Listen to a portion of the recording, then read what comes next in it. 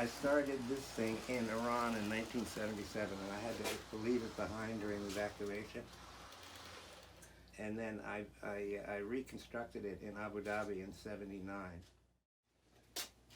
I had this air-conditioned room. It was like 105 degrees outside, and we'd go to the beach early and come back, and it was so hot, but I'd go to my air-conditioned room and play fantasy games.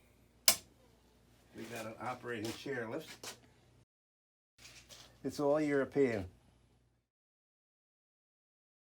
You see the little funeral going on over there that's in the graveyard?